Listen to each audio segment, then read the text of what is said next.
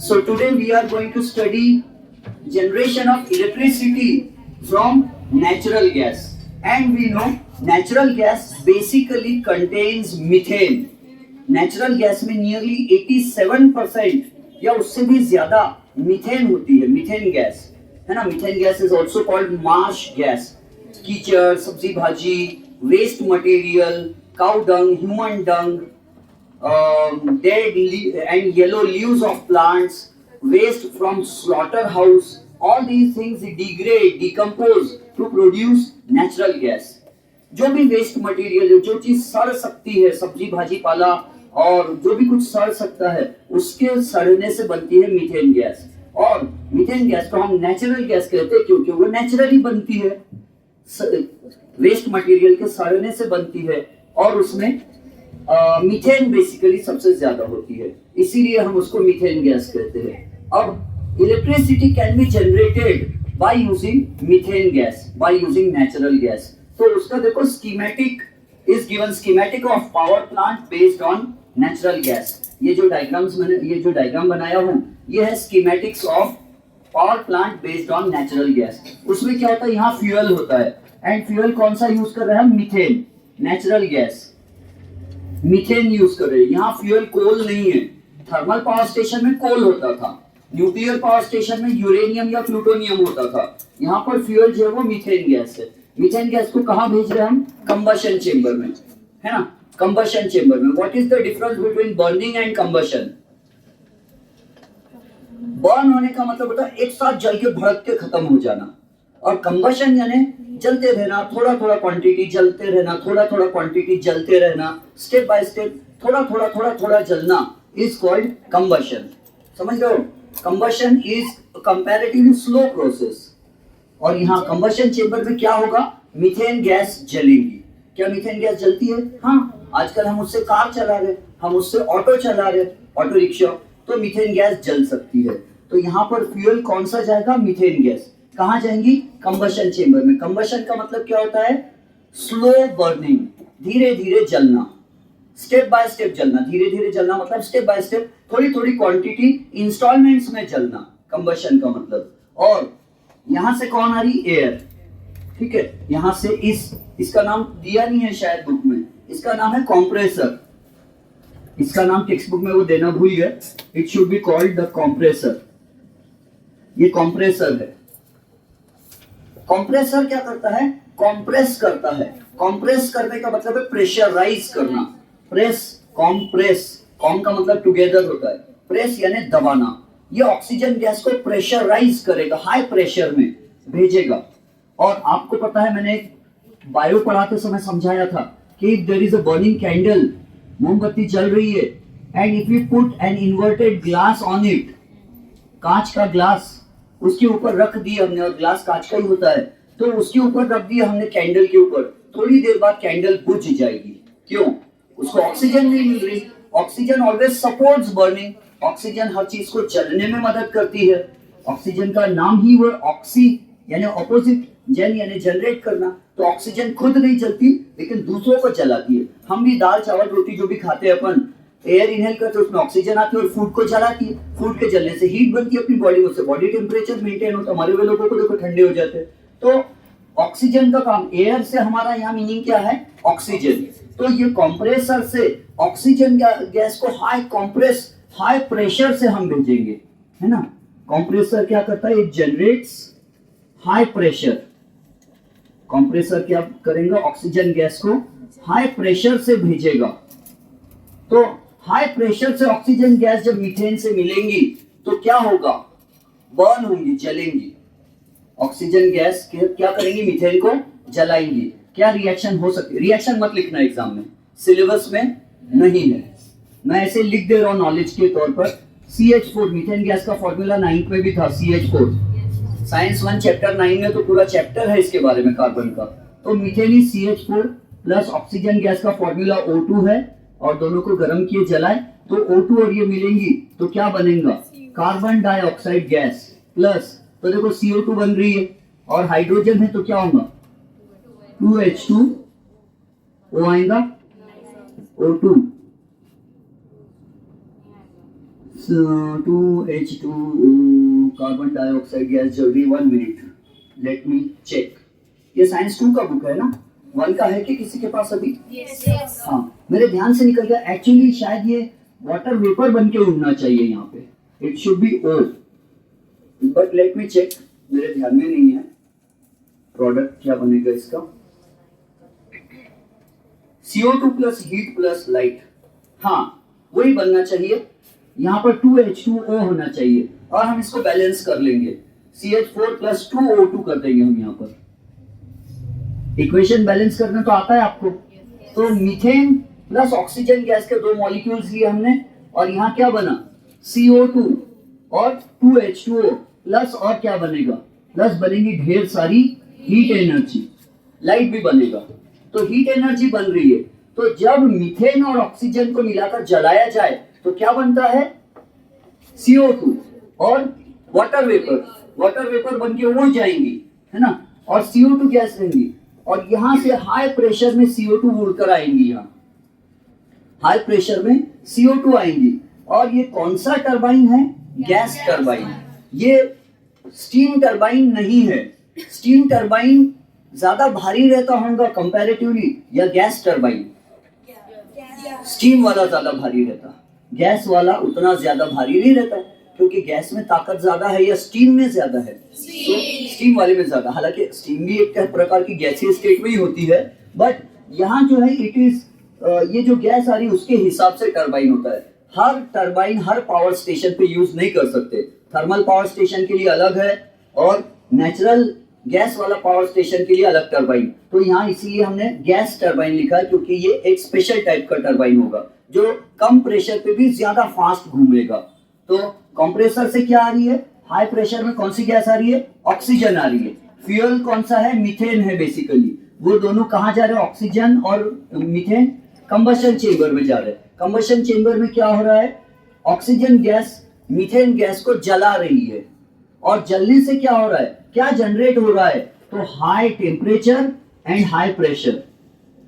Methane gas के जलने से हाई टेम्परेचर हो रहा है और प्रेशर भी कैसा है? High pressure. हमको हाई टेम्परेचर है मतलब एनर्जी कैसी है?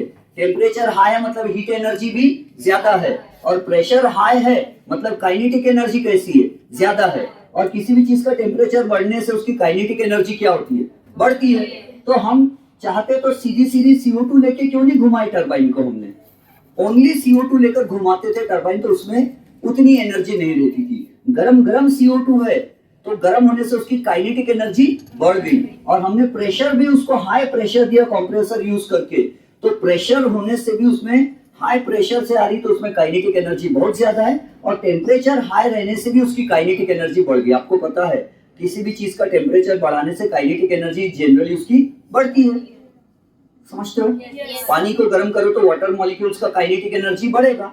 गरम गरम खाने की खुशबू दूर दूर तक आती है, क्योंकि गरम खाने के पार्टिकल्स में काइनेटिक एनर्जी ज्यादा होती है, एयर में मिक्स होकर इधर आ जाते हो दूर तक। तो काइनेटिक एनर्जी भी ज्यादा हो जाती है हाई टेम्परेचर से, और हाई प्रेशर से भी काइनेटिक एनर्जी ज्यादा हो जाती है। तो जो कंबशन चेंबर से फिर क्या होगा? गैस टरबाइन में जाएंगी तो ये गैस में क्या रहेंगी? Very very high kinetic energy, और उस हाई काइनेटिक एनर्जी से किसको घुमाएंगी? टरबाइन को घुमाएंगी। और टरबाइन के घूमने से जनरेटर में क्या घूमेगा? कॉइल घूमेगा या मैग्नेट घूमेगा? मैग्नेट घूमेगा। और मैग्नेट कैसे सराउंडेड है? कॉइल से। फर्स्ट क्लास में पढ़े थे, तो फर्स्ट यानी अपनी इस चैप्टर की फर्स्ट क्लास में, तो जनरेटर का मैग्नेट घूमेगा कॉइल के बीच में, और फैराडे का लॉ यही है, whenever there is a change in the magnetic field near a complete loop of coil, current is generated in the coil, induced in the coil. तो जनरेटर में करंट बनेगा और वो सप्लाई करेंगे। समझ में आ गया ये? अच्छा, थर्मल पावर स्टेशन ज्यादा अच्छा है या नेचुरल गैस वाला पावर स्टेशन ज्यादा अच्छा है?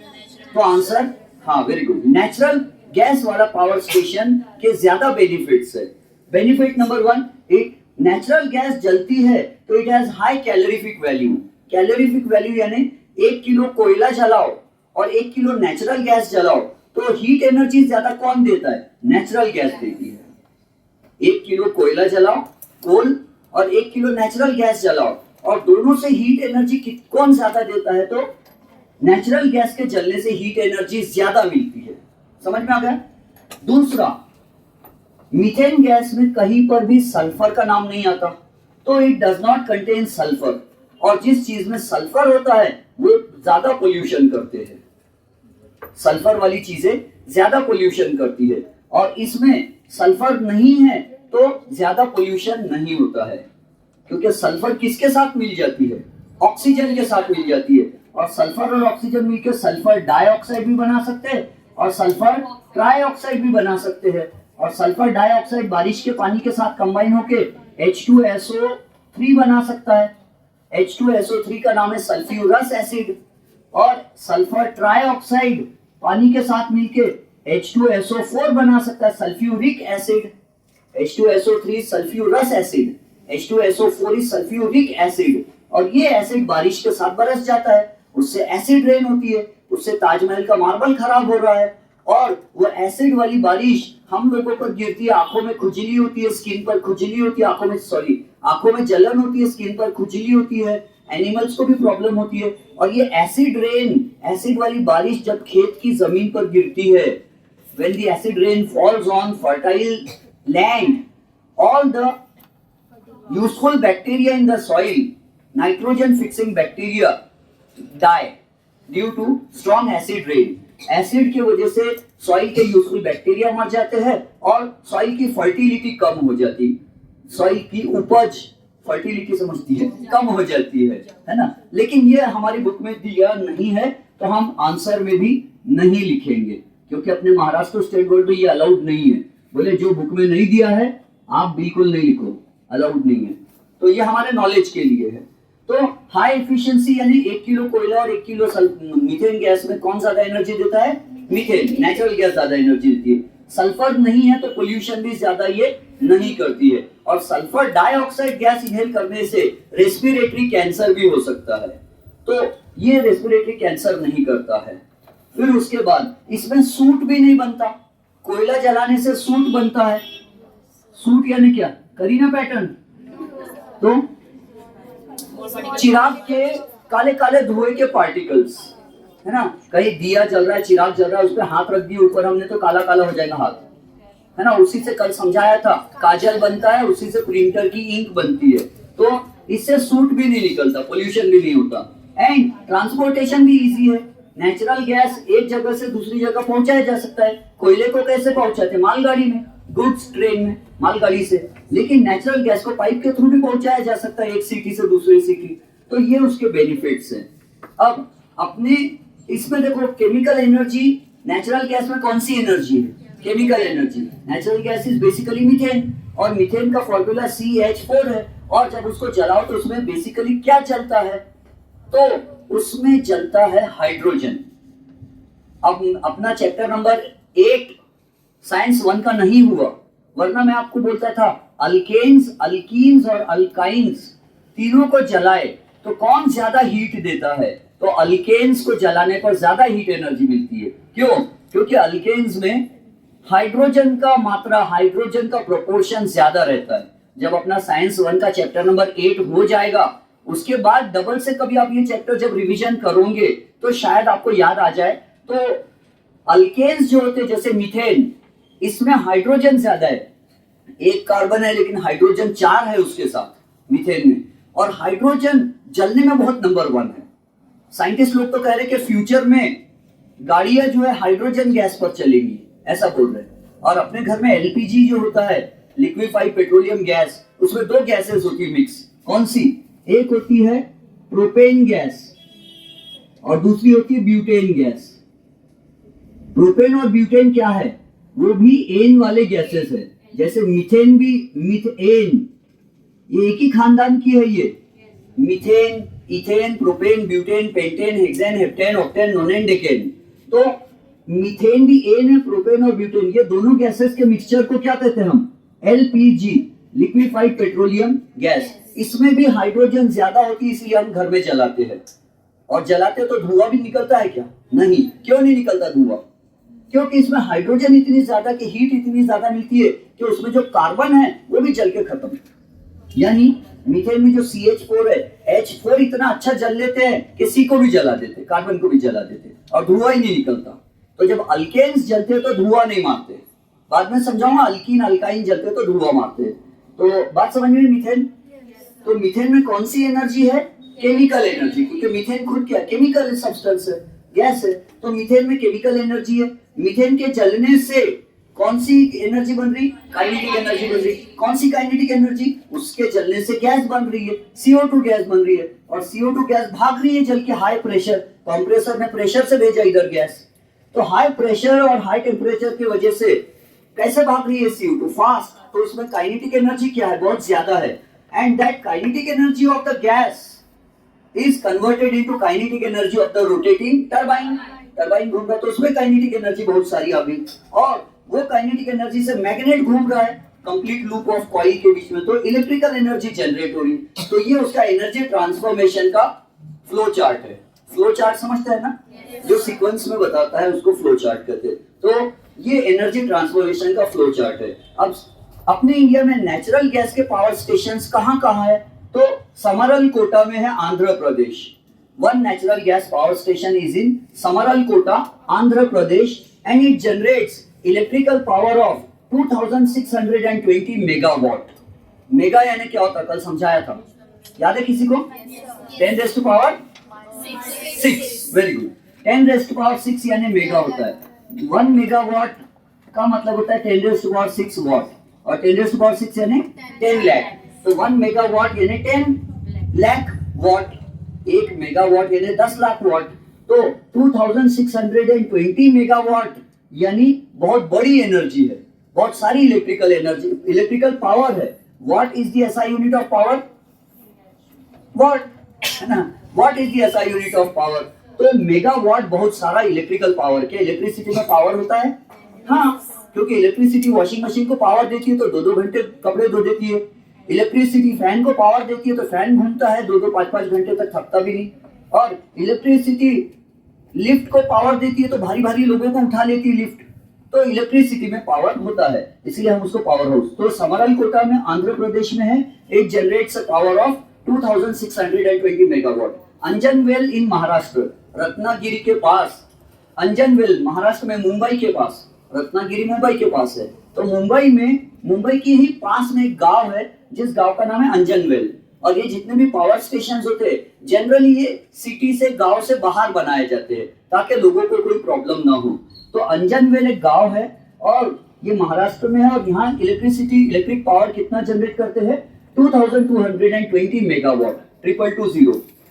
बवना दिल्ली में है, और यहाँ इलेक्ट्रिकल पावर जनरेट करते हैं 1500 मेगावाट, 1500 मेगावाट का इलेक्ट्रिकल पावर जनरेट करते हैं यहाँ पर। देन कोंडापल्ली, साउथ के नाम ऐसे ही रहते, श्रीवल्ली, कोंडापल्ली, है ना, और तिरुचिरापल्ली।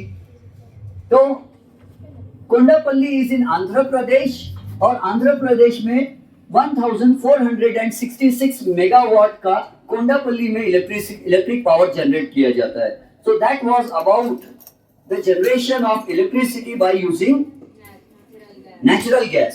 तो वैसे LPG को भी नेचुरल गैस बोला जाता है। रिमेंबर, ये जो ब्यूटेन एंड प्रोपेन है इनको भी नेचुरल गैस बोला जाता है, और मीथेन को भी नेचुरल गैस बोला जाता है। क्यों?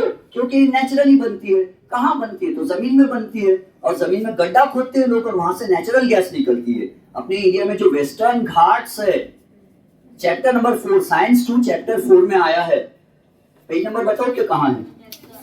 तो go to page number 44। Page number 44, हाँ वहां पढ़ो। The Western Ghat spread over the states of Gujarat, Maharashtra, Goa and Karnataka, Tamil Nadu and Kerala.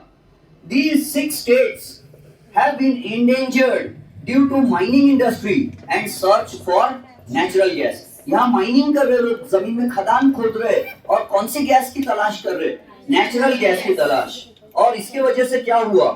तो ये जो 6 स्टेट्स है, गुजरात, महाराष्ट्र, गोवा, कर्नाटका, तमिलनाडु एंड केरला, यहाँ पर जो एशियाटिक लायन पाया जाता था वो नहीं दिख रहा है अब, और जो व्हाइट बाइसन पाया जाता था, जंगली भैंस, वो जंगली भैंसा भी आजकल नहीं दिखाई दे रहा है। क्योंकि लोगों ने यहाँ पर जमीन में गड्ढे खोदना चालू कर दिए नेचुरल गैस की तलाश में, और इसी नेचुरल गैस से इलेक्ट्रिसिटी बना रहे हैं। ठीक है, आगे बढ़ते हैं। हाँ, come back to the same page. तो नेचुरल गैस बनने के लिए लाखों साल लग जाते हैं। ये जो मीथेन और ये प्रोपेन ब्यूटेन वगैरह जो है ना, ये पेट्रोल डीजल क्रूड ऑयल बनने के लिए लाखों साल लग जाते हैं, और हम यूज उसको जल्दी से कर लेते हैं। तो अब यहाँ पर हम इस टॉपिक को खत्म कर देंगे। समझ में आ गई है?